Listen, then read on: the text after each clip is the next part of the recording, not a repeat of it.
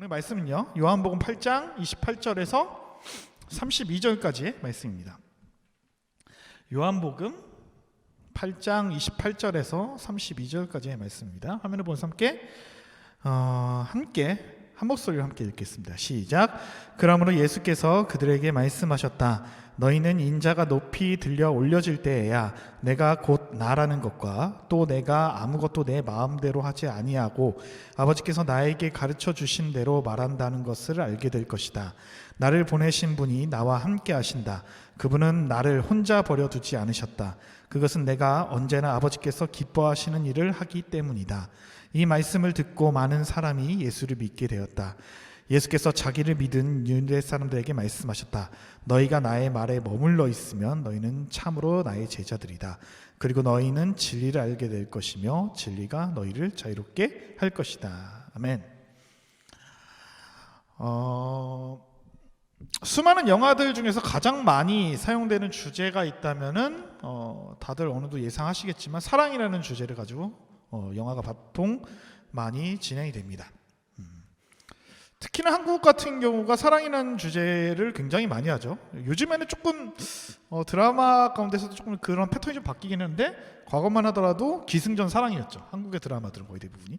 그러니까 법률 드라마도 사랑이 끼고 네, 그래서 일종 좀 매니아층 같은 경우에는 사실 그래서 미드나 일드 같은 경우는 이제 한 가지 주제에 좀 이제 집중해서 그런 걸 또 좋아하시는 부류가 있었고, 요즘에는 또 한국 드라마가 좀 특이하게 법률에서 이렇게 가면은 그런 식으로 쭉 가거나 좀 트렌드가 조금 바뀌는 게 있긴 한데, 어쨌거나 굉장히 많은 나라에 거쳐서 사랑이라는 주제를 가장 많이 다루고 영화를 많이 쓰곤 합니다. 그렇다면은 그 외에 이 사랑이라는 주제를 제외하고 다른 주제가로 영화를 만든다면 어떤 주제가 있을까요?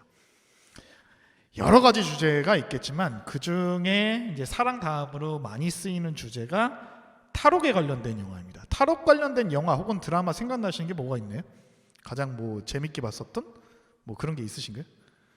가장 유명한 거 빠삐용이나 아니면 뭐 탈출, 더러욱, 쇼생크의 탈출이라든지 그런 게 있고, 드라마 가운데서는 뭐 프리즌 브레이크 좀 됐지만 거의 10년 넘었나요? 프리즌 브레이크가? 20년 가까이 됐네요. 재밌게 봤었는데 그것도 이제 되게 오래된 드라마로 이제 들어가고 있죠. 굉장히 이런 콘텐츠가 인기가 많죠. 이러한 이제 탈옥 관련된 콘텐츠가 사실 일반인들, 저희 같은 일반인들 같은 경우에는 감옥에 들어갈 일이 없잖아요. 네, 감옥이 어떤 생활을 하고 있는지에 대한 그렇게 별로 공감대가 전혀 없을 것 같은데, 우리의 삶하고 전혀 좀 많이 떨어져 있을 것 같은데 왜 사람들이 이런 것을 좋아할까요? 왜 사람들이 이런 콘텐츠를 좋아할까요? 그 이유라고 말한다면 아마 우리의 삶이 감옥 같다고 느끼는 사람이 많아서일 것 같습니다. 그러니까 우리가 살아가는 것이 너무나도 답답하고 우리를 구속하는 게 너무 많기 때문에, 그래서 다들 거기서 탈출하고 싶어하고 자유로워지고 싶어하는 그런 습성이 있을 것입니다. 그래서 이 탈옥 관련된 이야기, 그런 주제의 영화나 드라마가 우리에게 굉장히 대리만족으로 주는 쾌감이 상당하다라는 것이죠. 자, 세상에는요 수많은 억압들이 존재합니다. 자, 어떤 억압들이 있을까요? 우리의 삶 가운데서 억압이 있다면 아마 가장 가까운 데서는 가정에서 억압이 있겠죠. 부모에게 눌린 채 자라는 아이들이 굉장히 많죠. 또 부부끼리 억압을 주는 경우도 적지 않습니다. 네. 그리고 사회는 어떨까요? 두말하면 잔소리죠. 갑의 권력을 가진 이로부터의 일방적인 요구나 그런 것들이, 그러한 억압들이 사방에 깔려 있죠. 외부는 물론이거냐 내면에도 억압이 만연되어 있습니다. 자기 자신 스스로를 옥죄는 것이 있죠. 어떤 것이 있을까요? 뭐 열등의식이랄까, 또 불행한 과거, 이러한 것들이 우리의 내면을 억압하고 갉아먹게 되죠. 또 다양한 욕망에 휘둘리는 사람들이 많습니다. 이 욕망은요 채울수록 더 큰 욕망을 원하게 되죠. 욕망이 우리의 자유를 부추기고 더 자유롭게 만드는 것 같죠. 그 욕망을 계속 쫓아가면서 살아가는 것이 우리를 더 자유롭게 할 것 같은데, 이것에 사로잡히면은 오히려 이것으로 벗어나지 못하기 때문에 이것이 어떻게 보면 또 다른 형태의 억압이라고 볼 수가 있겠죠. 자, 또 어떤 사람들은요 일어나지 않는 일들을 끊임없이 걱정하면서 아직 오지 않는 그런 미래에 사로잡혀 살아가는 사람들도 있습니다. 자, 이렇게 보면 우리 인생을 가만히 들여다보면요, 우리를 얽매이고 있는 것들이 굉장히 많습니다. 자, 자신을 억압하는 것에서 자유를 얻기 위해서 인류는요, 오랫동안 안 넘어가네요. 죄송합니다. 자, 자신을 억압하는 것에서 자유를 얻기 위해서 인류는 오랫동안 문명을 축적하면서요, 찾아낸 방법이 있는데 그게 바로 종교입니다. 자, 여러 종교 가운데 어떤 종교는 이 자유를 주는 것을 굉장히 강조하는 종교도 있습니다. 그런데 적지 않은 사람들이 종교를 가지면요, 오히려 더 자유롭지 않다고 말하고 또 다른 형태의 구속이 아니냐고 또 이렇게 질문하곤 합니다. 그러니까 교회나 사찰에 나가야 하고 여러 가지 따라야 할 지침도 생긴다라는 것이죠. 교회나 사찰에 나가면은 이거는 사실 저는 이제 교회에서밖에 없었으니까 제가 다니고 있는 회사에 사장님이 불교를 다니시거든요. 그래서 막 여러 가지 얘기를 듣다 보면은 불교나 기독교랑 똑같더라고요. 보니까 하는 일이 다 똑같더라고요. 그러니까 교회에서 하는 행사를 불교에서 똑같이 진행하고 있더라고요. 어느샌가 요즘에는 그런 참불가라든지 그런 것들이 많이 생기지 않습니까? 그러니까 교회에서 하는 행사들, 뭐 김장이라든지 뭐 그런 행사, 그러니까 뭐 사회를 위한 그런 행사들도 불교에서 똑같이 진행한 걸 보면서, 그러니까 저도 교회에서 그런 이제 압박감을 느끼긴 했지만 불교를 다니는 사람들도 그런 거에 대한 압박을 저한테 막 물어보시더라고요. 그러면서 저도 이제 대화를 하면서 교회나 여기는 다 종교는 다 거기구나 진짜. 예, 우리나라에서 다니고 있는 종교는 다 대부분 비슷하구나라는 그런 생각도 많이 하거든요. 자, 특히 개신교 얘기를 좀 더 해보죠. 개신교 같은 경우에는 종교의 계율이 굉장히 많죠. 그래서 젊어서는 이렇게 생각하는 사람도 있을 것 같아요. 젊어서는 자유롭게 살다가 내가 종교를 갖지 않고 있다가 나이가 들면 교회 출석을 한번 생각해 보겠다라는 사람들도 굉장히 많습니다. 네. 이거는 거의 대부분 젊은 사람들의 생각 중에 하나겠죠. 이러한 현실을 좀 드라이하게 좀 보면요, 뭐냐 하면은 자유를 못 주는 종교이지만 죽음 다음에 구원을 약속한다고 말하니까 내가 살아가는 동안에는 종교를 버리지는 않고 대신에 가까이는 하지 않겠다라는 것입니다. 더 나아가서 더러는 이런 분들도 있습니다. 이런 구속이 싫어서 아예 교회를 떠나는 일들도 있죠. 이러한 일들을 관찰한 비기독교인들은 어떨까요? 기독교와 교회를 대안으로 여기지 않습니다.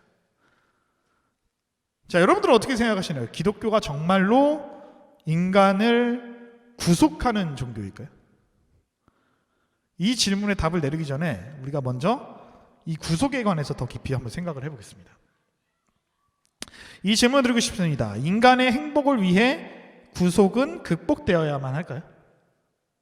인간의 행복을 위해서 우리 구속은 극복되어야 하는 것인가? 자, 우리를 구속하는 것 중에는요, 부정적인 요소를 지닌 것들이 굉장히 많기 때문에 그것에서는 당연히 벗어나야 합니다. 그런데 인간이 그 중에서 이걸 한번 좀 볼게요. 인간이 극복해야 하는 구속은 굉장히 많습니다. 단순하게 어떤 것이 있을까요? 가난이라는 구속이 있습니다. 자, 이것은 어떤 구속인가요? 생존 자체를 위험하는 구속이기 때문에 우리에게 큰 두려움을 주게 되겠죠. 이 가난이라는 구속에서 벗어나야 합니다. 그런데 이렇게 한번 생각해 봅시다. 이 가난에서 벗어나기 위해서 일주일에 60시간에서 70시간 일을 해야 한다면은 이 노동이라는 다른 구속에 붙들리는 셈이 되죠. 자, 인간이라면 적절하게 쉬어야 하고 일해야 되고 또 쉬어야 되기 때문에 당연히 과도한 노동이라는 구속에서도 당연히 벗어나야 한다는 것이죠. 자, 또 종교적인 것, 그 다음에 정치적인 신념을 말할 수 있는 자유, 이것을 억압하는 구속에서도 벗어나야 합니다. 자, 우리 사회에서는 이런 자유에 대해 많은 진보를 이루었죠. 많은 진보를 이루었죠. 교회 안에서는 이런 신념을 자유롭게 이야기하고 토론하는 것에 익숙치가 않습니다. 그래서 청소년이나 청년들 가운데 말씀이나 진리에 동의하지 못하고 억지로 믿는다고 고백하는 사람들이 굉장히 많이 있습니다. 그리고 그 세대가 이제는 어른 세대가 작년 세대가 됐죠. 그래서 결혼하고 교회를 다니지 않는 분들도 굉장히 많죠. 최근에 어떤 분하고 얘기하다가 그런 얘기를 많이 들었거든요. 그러니까 부모에게 효도를 한다는 심정으로 교회를 다녔다. 그렇게 진리에 대해서 그렇게 생각하는 부류가 많죠. 자, 가정에서는 성인이 된 자녀에게 통제를 시도하는 부모가 있습니다. 부모의 통제에서 벗어나지 않으면요, 성인이 되어서도 미성숙한 상태로 살아가게 되죠. 자, 또 어떤 것이 있을까요? 질병으로 고통받는 이들에게는 그보다 더한 고통과 억압이 없을 것입니다.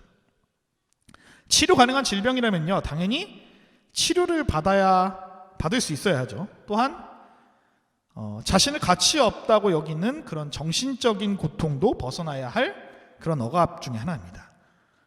그런데 이를 누군가 방조하고 부추긴다면 어떻게 해야 될까요?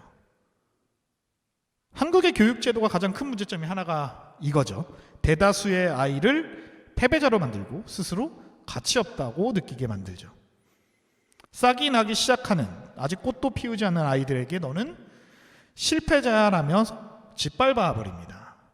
이런 억압과 구속이야말로 반드시 사라져야 하는 것 중에 하나죠. 이처럼요, 억압과 구속에는 부정적인 면이 굉장히 많습니다. 그러므로 자유로워지려는 인간의 본능은 정당하죠. 억압과 구속에서 벗어나 나다운 모습으로 살아가는 것은요, 인간의 기본권에 해당합니다. 자, 그럼 이제는 구속의 또 다른 면도 생각해 볼 필요가 있겠죠. 구속이 꼭 나쁜 것인지, 혹시 유익하거나 꼭 필요한 구속이 없는지를 한번 생각해 봐야 되겠습니다. 가령 배우자나 자녀에게 돈을 마음대로 쓸 자유를 요구한다. 그럼 어떻게 될까요? 내 자녀가, 예를 들면 희중이가 나에게 돈을 마음대로 쓸 수 있는 자유를 달라. 이렇게 하면 어떻게 될까요? 네, 그런 자유는 존재하지 않죠. 네, 그런 자유는 존재하지 않습니다. 예산과 지출 원칙에 따라서 구속될 수밖에 없죠. 네, 여기서 자유를 줘버리면 어떻게 될까요? 더 큰 문제가 생겨버리겠죠. 지금 월드컵 기간 중에 하나입니다. 요즘에 이번에 월드컵 기간 중에서 가장 큰 것 중에 하나가 VAR 도입이죠. VAR 도입으로 인해서 유독 많이 나오는 게 있습니다. 옵사이드 반칙이죠. 네, 옵사이드 반칙에 대해서 많이 나오고 하는데, 자, 축구 선수들이 자유롭게 플레이하려면 어떻게 될까요?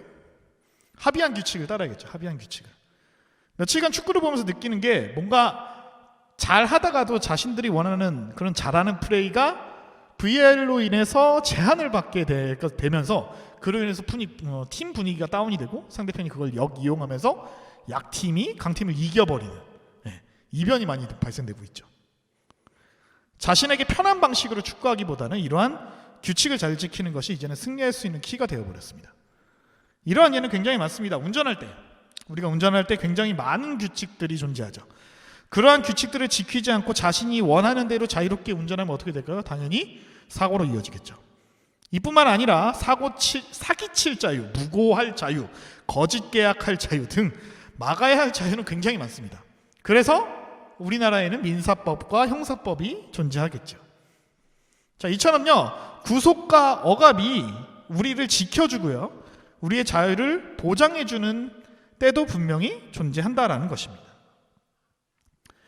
자, 한 사람의 인생 가운데 과도한 자유나 억압을 부여하게 되면 그 사람의 인생은 망가지게 될 것입니다. 우리의 인생에는 어떠한 법도가 있는 것 같습니다. 그게 무엇인지는 정확히는 잘 모르겠더라도 막연하게나마 지켜야 할 선과 넘으면 해로운 경계가 있는 듯하죠. 어쩌면 그것을 진리라고 말할 수 있을지도 모르겠습니다.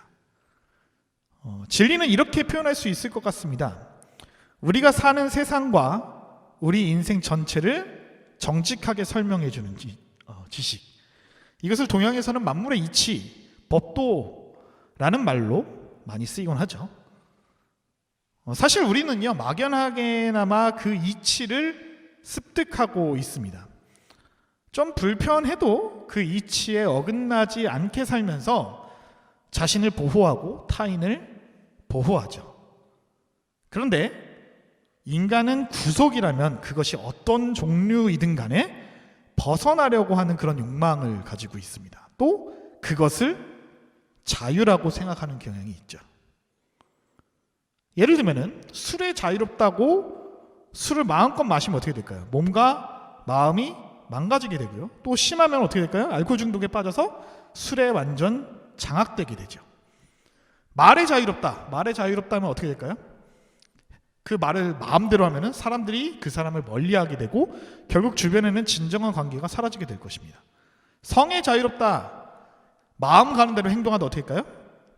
다른 사람들에게 치명적인 상처를 주게 되고 결국 그 대가는 자신이 치러야겠죠. 자, 많은 사람들이 자유를 이야기하면서 오해하는 점이 있는데 뭐냐? 그것은 인간은 절대 완벽의 자유에 이를 수 없다라는 것입니다. 그런 면에서 자유와 방종은 분명하게 다르죠. 자유는 뭘까요? 자유는 경계 안에서의 자유로움입니다. 경계조차 다 없어져 버리는 이른바 완벽한 자유는 방종인 것이죠. 그럼 오늘 우리의 과제는 뭘까요? 바로 그 경계를 찾는 것입니다. 우리가 사는 세상과 우리 자신을 규정해 주는 이것이 인간입니다. 이렇게 살 때 인간답게 살 수 있습니다.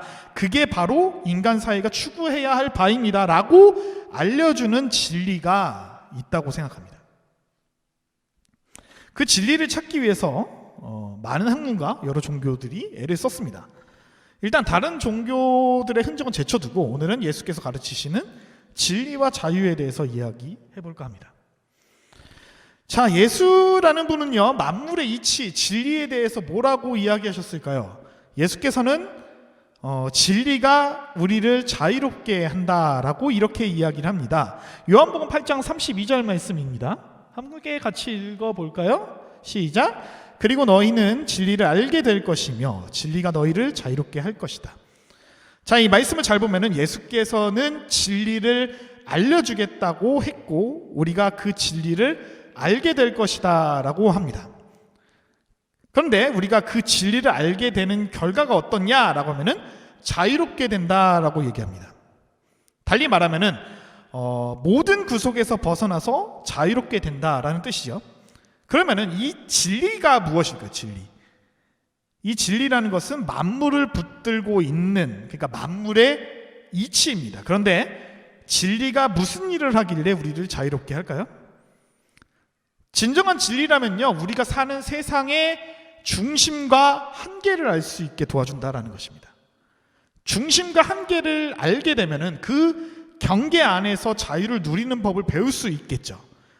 그럼 어떻게 될까요? 그것이 내면화되면, 그러니까 다시 말해서 몸에 배는 습관이 된다면은 그것이 자유로워진다라는 것이죠. 예를 들어보면은 종교는 단순한 관념이 아닙니다. 일상과 밀접하게 관계 맺고 있습니다. 가령 돈에 대해서 자유로운 사람이 있습니다. 여러분 주위에 그런 분이 계시는지 모르겠지만 그런 분이 계십니다. 자, 그런 돈이 많은 사람일까요? 적은 사람일까요? 그러면 자연스럽게 돈이 많은 사람이라고 보통 얘기를 하시는 분이 많을 것 같아요. 상대적으로. 그러면은 과연 그럴까요? 아니죠. 돈을 쌓아놓고도 늘 걱정하시는 분이 많다고들 하죠. 예를 들면은 복권에 당첨되신 분들의 거의 대다수가 이혼으로 직결된다고 얘기는 들었습니다. 예, 통계상 그렇다고 하더라고요. 복권이죠, 복권. 예, 복권에 당첨되신 분들의 거의 대부분이 이혼으로 직결된다고 얘기를 하더라고요. 그러니까 돈이 많다고 해서 그 사람이 행복으로 직결된다는 것은 일단은 수치상으로 보면 말이 안 되는 것입니다. 그러면 돈이 적은 사람이냐? 그것도 아니겠죠. 그럼 뭘까요? 돈의 양의 부분이 아니라는 것이죠. 그러니까 자신이 가진 돈에 대한 개념과 한계가 정확하게 정리되어 있으신 분, 이분이 바로 돈에 자유로우신 분이겠죠. 돈을 쓰는 중심에 분명한 철학이 있고요, 정해진 한계 안에서 그 철학에 따라서 돈을 쓰시는 분, 그 경계 안에서 자유를 누리는 방법을 배우게 되죠. 과도하게 지출하는 것을 또 자제하고 필요한 것에만 지출하는 철학과 경계가 분명한 것입니다. 이러한 태도가 몸에 배면은 돈 쓰는 문제와 관련된 걱정을 별로 하지 않게 된다는 것이죠. 그냥 그 범위 안에서 경제 생활을 하면서 자유롭게 살게 된다라는 것입니다.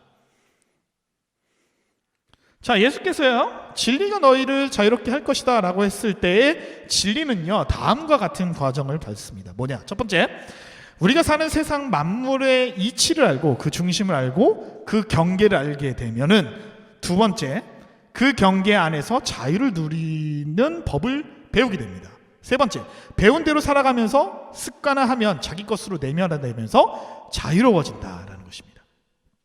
이것을 수영으로 예를 들어볼까요? 자, 수영이라는 스포츠는요, 물의 저항을 많이 받는 방식을 택하면은 당연히 수영을 하면 안 되죠. 아무리 힘이 세더라도 서서 수영을 할 수는 없습니다. 몸을 눕혀야 물에 뜨게 되죠. 그리고 또 어떻게 해야지, 어떤 동작을 취해야지 물의 저항을 줄일지, 손동작과 발동작은 어떻게 해야 할지를 우리는 배우게 됩니다. 그래서 처음 수영을 가시면은 아마 시작하는 게 거의 대부분 비슷하지만 발차기 연습을 많이 하죠. 네. 발차기 연습하고 그 다음에 손동작을 연습을 하게 될 것입니다. 그 다음 여러 과정을 통해서 몸에 익숙하게 되면서 물속에서 자유롭게 놀 수가 있게 된다는 것이겠죠. 자, 예수께서는요, 진리의 속성을 이렇게 풀어서 이야기할 수 있을 것 같습니다. 세상 모든 만물에는 이치가 있는데 그 이치와 그로 인한 경계를 깨닫고 익혀서 그대로 살면 자기 것이 되고 결국은 거기로부터 자유로워질 거예요. 그렇다면은 진리가 단지 수영하는 법, 돈 쓰는 법 등과 같이 우리의 삶의 세부적인 것만을 가리키는 것일까요? 예수께서 말한 진리는요, 그 모두를 포괄하는 진리인데 예수께서 주장한 진리가 무엇인지 좀 더 자세히 살펴볼 텐데요. 앞서 살펴본 성경 구절 앞에 31절의 말씀을 한번 함께 보겠습니다. 함께 읽겠습니다. 시작. 예수께서 자기를 믿는 유대 사람들에게 말씀하셨다. 너희가 나의 말에 머물러 있으면 너희는 참으로 나의 제자들이다. 자, 이 말을 한 다음에 너희는 진리를 알게 될 것이며 진리가 너희를 자유롭게 할 것이다 라고 말씀하십니다. 자, 예수는 진리를 알게 될 것이라고 말하기 전에 진리가 무엇인지에 대해서 명확하게 밝히고 있는데 뭐냐? 자신의 말에 머물면 진리를 알게 될 것이다 라고 말씀하고 있습니다. 그러니까 진리는 다른 것이 아니라 예수 자신의 말, 자신이 가르친 내용이다 이렇게 얘기하고 있죠. 자, 그러면은 어떻게 예수께서 가르친 내용이 진리가 될 수 있냐? 그 이유가 뭐냐? 예수가 하는 말, 그 가르침이 어떻게 진리가 될 수 있냐? 그 앞에 성경 구절을 보면 그 이유가 나오는데요. 그 앞에 성경 구절을 한번 읽어보겠습니다. 함께 읽겠습니다. 시작. 그러므로 예수께서 그들에게 말씀하셨다. 너희는 인자가 높이 들려 올려질 때에야 내가 곧 나라는 것과 또 내가 아무것도 내 마음대로 하지 아니하고 아버지께서 나에게 가르쳐 주신 대로 말한다는 것을 알게 될 것이다. 나를 보내신 분이 나와 함께 하신다. 그분은 나를 혼자 버려두지 않으셨다. 그것은 내가 언제나 아버지께서 기뻐하시는 일을 하기 때문이다. 자, 여기서 예수께서 말한 인자가 높이 들려 올려질 때는요, 그가 죽고 부활하는 그 사건을 가리키고 있죠. 그리고 내가 곧 I am who I am 이라는 표현은 구약 성경에서 모세가 하나님께 당신의 이름이 무엇입니까? 라고 질문했을 때 하나님께서 대답하신 답변과 같죠. 예수께서 죽고 부활하실 때 비로소 예수가 바로 그 하나님이라는 사실과 예수께서 자기 마음대로 하지 않고 하나님께서 가르쳐 주신 대로 말했음을 알게 되리라라는 내용입니다. 이어서 예수께서는 하나님과의 특별한 관계, 늘 함께하는 매우 친밀한 관계라고 주장하십니다. 이 성경 구절이 이야기하는 바가 무엇일까요? 예수께서는 자신이 신적 기원을 가진 존재라고 말합니다. 여기서 다른 종교들과 차이가 있는데 뭐냐? 다른 유교나 불교 등 같은 종교들은 그 누구도 자신의 신적 기원을 가진 존재라고 칭하지 않습니다. 공자도 진리를 찾는다고 이야기하고요. 석가모니도 마찬가지입니다. 오직 예수만이 자신을 신적 기원을 지닌 존재라고 이야기합니다.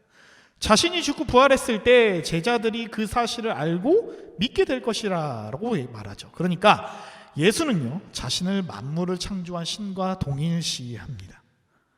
이렇게 얘기합니다. 나는 만물을 지은 자이다. 그러니 내가 가르치는 내용은 만물의 이치이다. 내가 가르치는 내용을 아는 것은 만물의 이치를 깨닫는 것이며 그 이치가 너희를 자유롭게 할 것이다.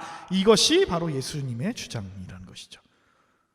예수님께서는요, 여기서 멈추지 않고 요한복음 14장에서 이렇게 말씀하십니다. 함께 읽을까요? 시작. 나는 길이요 진리요 생명이다. 나를 거치지 않고서는 아무도 아버지께로 갈 사람이 없다. 자, 그러니까 예수는 자신을 가리켜 진리를 가르치는 자가 아니라 진리 그 자체이다 라고 얘기하시는 것이죠. 이것이 예수 그리스도의 주장이라는 것이죠. 처음 우리는요, 진리를 알면 자유롭게 된다는 그 예수의 주장에서 시작을 했습니다. 그렇다면 진리가 무엇인지 궁금했습니다. 진리는 예수께서 가르친 내용, 그의 말이었습니다. 그런데 그 말이 진리인지를 어떻게 믿을 수 있을까요? 그에 대한 예수님의 대답은 예수 자신이 하나님에게서부터 왔으며 자신이 하나님이기 때문이라는 것이었습니다. 그가 세상을 지었으며 만물의 중심에 있다고 말하십니다. 그래서 예수의 가르침이 만물의 이치를 설명해 주며 그것을 제대로 알면 자유에 이른다고 강조하십니다. 존 스토트는 기독교가 도대체 무엇입니까? 라는 질문을 받았습니다. 그리고 그는 이렇게 대답했습니다. 기독교는 그리스도입니다. 예수 그리스도, 그가 기독교의 전부입니다. 존 스토트가 이렇게 답한 이유가 바로 이것 때문이라는 것이죠. 기독교가 전하는 진리 체계는요, 통합적이고 폭이 넓습니다. 인생의 모든 분야를 포괄합니다. 그 모두를 포괄하는 핵심 진리의 한 가운데 있는 그런 가장 중요한 진리를 알아야 합니다. 왜냐하면 이를 중심으로 나머지 강론을 깨달아가면서 배워가는 과정이 우리 인생이기 때문입니다. 그 핵심이 뭘까요? 첫째는요, 신에 관련된 것입니다. 네. 자, 예수님의 가르침 근저에 깔려있는 건 뭘까요? 하나님이 세상을 창조하셨고 그 하나님이 세상의 주인이라는 그런 사상입니다. 세상은 아무것도 없는 무에서 어쩌다 생겨난 우연히 발생한 그런 존재가 아니라 인격적이신 하나님이 손수 빚어낸 창조물입니다. 이 창조가 문자 그대로 6일 동안 이루어졌는지, 하나님께서 진화의 기제를 사용하셨는지에 관해서는 다양한 논의와 제안이 있지만 가장 중요한 핵심은 뭐냐? 하나님이 창조주이라는 사실입니다. 그리고 하나님은요, 세상을 창조하신 후에 그냥 던져놓지 않고 인간에게 주인의 역할과 책임을 위임하셨다라는 것이죠. 이것이 신에 관한 진리라는 것입니다. 둘째, 인간이 우주의 창조주이자 모든 생명의 근원이신 하나님을 떠났고 그 결과 생명을 잃고 방황하고 헤매며 서로 고통을 줄 수밖에 없다라는 것입니다. 이것이 인간의 실존이라고 예수님께서는 가르치십니다. 이를 신학적으로는 죄라고 하죠. 죄는요, 우주의 중심에 자신이 있다라는 뜻을 가지고 있습니다. 죄라는 단어 뭐죠? 신이라는 단어죠. SIN의 중간에 I가 있듯이 하나님이 중심이신 세상에서 자신이 주인 노릇하는 것이 바로 죄의 본질이라는 것이죠. 성경은요, 죄를 도덕적이나 윤리적 죄에 국한하지 않습니다. 오히려 본질적인 죄는 따로 있다고 말씀을 하시죠. 하나님이 우주를 지으셨고 우주의 주인이므로 그분을 무시하고 존재하지 않는 것처럼 여기는 것이 죄이며 이것이야말로 인간의 문제라는 것입니다. 예수는요, 이것을 지적하시면서 인간의 죄가 무엇인지 선명하게 끄집어내고 계시죠. 세 번째, 하나님을 무시하고 배신한 인간을 위해서 예수께서는 무언가 하셨다라는 것입니다. 그 무엇인가는 뭘까요? 하나님이 어떤 분이신지를 알려주셨습니다. 그것을 계시라고 하죠. 우리는 성경을 통해서 하나님이 어떤 분이신지를 알게 됩니다. 더듬더듬 찾으면서 이런 분이 아닐까, 이런 신이었으면 좋겠어 라며 자기 나름대로 신을 만들어내는 것이 아니라 예수의 인격과 삶과 그분의 말씀과 가르침을 통해서 하나님이 어떤 분이신지를 알려줄 뿐만 아니라 인간이 하나님과 화해하고 그분께로 돌아갈 수 있는 길을 열어주셨다라는 것이죠. 그것을 구원 또는 대속이라고 합니다. 인간이 하나님을 무시하고 배신해 하나님과의 관계가 끊어졌을 때 그 상태에 대한 책임을 대신 지는 것이 대속입니다. 그런데 인간은요, 자신의 죄로 죽을 수밖에 없었으므로 살아있는 채로 인간과 하나님을 다시 만날 수 있는 방법은 인간을 대신해 죽는 길밖에 없었습니다. 예수께서는 기꺼이 그 길을 선택하죠. 근데 이 부분이 굉장히 이상합니다. 신이 인간을 위해 대신 죽었다라는 것입니다. 사복음서에서는 예수 그리스도가 죽기 위해 세상에 왔다는 듯이 죽음을 향해 걸어가는 모습을 생생히 증언합니다. 그 죽음을 통해서 인간이 하나님께로 돌아갈 수 있는 그 길을 열었습니다. 그러므로 예수는 하나님이 어떤 분이시며 하나님에게 어떻게 돌아갈 수 있는지를 몸소 가르쳐주고 보여주셨다라는 것입니다. 이것이 바로 핵심 진리의 세 번째 부분입니다. 네 번째는 뭘까요? 예수로 인해서 하나님과의 관계가 회복된 이들은 새로운 삶, 자유로운 삶을 누린다라는 것입니다. 네, 예수 믿고 하나님과 관계가 회복되면 천국 간다, 이런 말씀 많이 들어보셨죠? 이렇게 말하는 것은 기독교를 너무 얄팍하게 표현하는 것 중에 하나입니다. 오히려 핵심은 뭐냐? 하나님과의 관계가 회복되었으므로 하나님을 인생의 중심으로 삼고 하나님이 가르치는 그 경계 안에서 자유롭게 살아가는 방법을 배운다라는 것이죠. 이것이 크리스천 라이프죠. 하나님은 인간이 따라야 할 계명을 부과하면서 인간을 억압하는 비인격적인 신도 아니고요, 우리를 줄에 매달린 인형처럼 움직이면서 생사화복을 주관하는 그런 조작적인 신도 아니십니다. 인간이 어떤 범위 안에서 어떻게 살아갈 때 가장 인간다운지, 가장 아름다운 그런 가치 있는지를, 그 경계를 정해주신 분이라는 것입니다. 그 안에서 그걸 넘어서 동물이 되는 거야. 비인격적인 삶이 되는 거야. 그 경계 안에서 창의적이고 자유롭게 살아라고 말씀하시는 분이 바로 우리 예수님이라는 거죠. 모든 그리스도인이 가장 처음 누리는, 그리고 궁극적으로 누리는 그 자유는 뭐냐? 하나님의 심판에서 벗어나는 그런 자유입니다. 하나님을 무시하고 거절한 인간은 하나님의 심판에서 벗어날 수가 없습니다. 그런데 예수께서 그 심판을 대신 받으셔서 인간은 하나님의 심판에서 자유로워졌습니다. 하나님이 내가 감당해야 할 대가를 대신 지셨다라는 것을 진심으로 받아들이면서, 하나님이 나를 받아주셨구나, 하나님이 나를 안아주셨구나 라는 감격으로 이어집니다. 인간은요, 그 사랑의 기초에서 인생을 사는 법을 배우기 시작합니다. 그러면서 삶의 모든 영역으로 확대되는 그 자유를 경험하는 것이 바로 우리의 인생사라는 것이죠.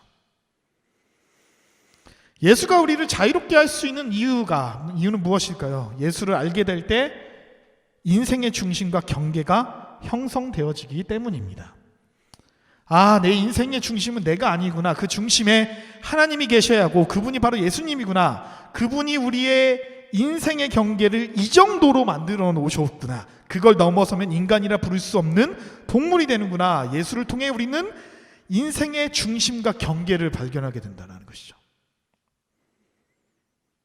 우리는 하나님의 경계 안에서 자유를 누리는 법을 배웁니다. 오늘날은 기독교가 이거 하지 마라 저거 하지 마라 라고 온갖 것을 규정하는 목록처럼 유통되기도 하는데, 이는 예수의 자유정신에 위배되죠. 하나님은 경계 안에서 자유를 누리도록 하셨습니다. 우리는 그 자유를 어떻게 얻을까요? 배워야 합니다. 수영을 배워서 자유형에 이르는 것처럼 배워야 합니다. 술은 어떨까요? 술은 마셔도 괜찮습니다. 그렇다고 아무렇게나 마시고 취하면 될까요? 그건 자유를 모르는 것입니다. 술 마시는 법을 배워야 하고 성을 아름답게 누리는 법을 배워야 하는 것입니다. 이런 것들을 잘 배워 나갈 때 점점 그것들에서 자유로워지고 그런 것들이 우리를 올가매지 않게 됩니다.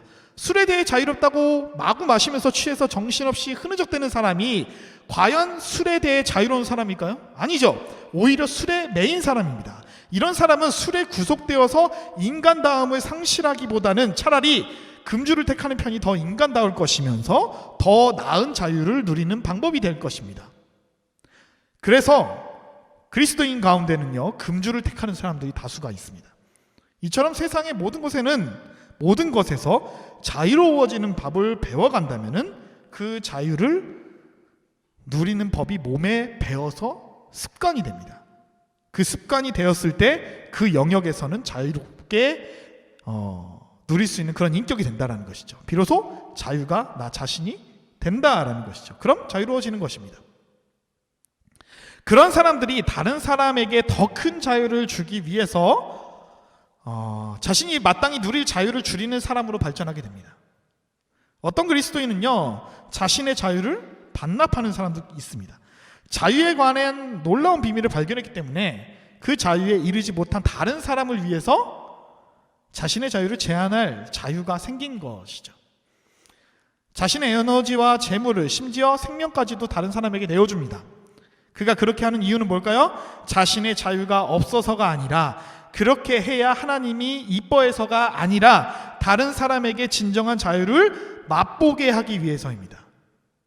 그들의 자유가 증진되고 깊어지는 모습을 보기 위해서 자신의 자유를 제한하는 것이고요. 기꺼이 기쁘게 내려놓는 것, 그것이 바로 크리스천 라이프이라는 것이죠. 여러분들의 주위를 둘러보십시오. 다 자신의 자유를 즐겁고 기쁘게 제한하고 내려놓는 사람들이 많나요? 사실 인류는요, 우리 모두는 이렇게 다른 사람들을 위해 자신의 자유를 내려놓는 사람들에게 빚지고 있다라는 것입니다. 자, 오늘 우리는요, 자유에 대해서, 구속에서 벗어나는 방법에 대해서 나눠봤습니다. 우리 인생의 영원한 질문 중에 하나죠. 저도 자유를 배우면서 살아가니까 예전에 비해서 많은 영역에서 자유로워지고 있음을 발견하곤 합니다. 인생은요, 자유를 배워가는 과정인 것 같습니다. 그 자유가 확장되는 놀라운 경험을 하는 터전이 하나님이 인간에게 주신 인생이라는 것이죠. 기도하다가 이상한 경험을 하고 나서 하루아침에 자유를 누리게 되었다는 말은 거짓말일 것입니다. 자유는요, 진리의 기초에서 끊임없이 하나님 앞에 나아갈 때 우리 안에서 확장되는 것입니다. 우리 인생은요, 이렇게 자유가 심화되고 확장되는 과정입니다. 교회는요, 자유가 심화되도록 진리를 알아가고 누리고 그의 기초에 실제적인 자유를 배우고 익히는 훌륭한 장입니다. 그런데 교회가 진리를 알아가지도 않고 오히려 진리가 아닌 여러 가지 규정에 매인다면은 교회는 구속하는 장이 되겠죠. 그러면 사람들은 구속에 속박당한 채 자유롭지도 자연스럽지도 않은 그런 위선을 쓰게 되고, 부자유와 위선은요, 참된 자유를 찾는 이들에게 걸림돌이 될 뿐 아니라 교회를 떠나게 만듭니다. 우리 주변에 참된 자유를 배우고 누리는 사람이 많아지면 좋겠습니다. 그런 사람들이 가정과 교회의 리더가 되어서 수많은 억압이 존재하는 세상에 들어가서 자유를 확장시키는 역할을 감당했으면 좋겠습니다. 다른 누군가가 아니라 오늘 이 자리에 모인 저와 여러분이 그 자유를 누리고 나누는 사람이 되시길 주님의 이름으로 소원합니다.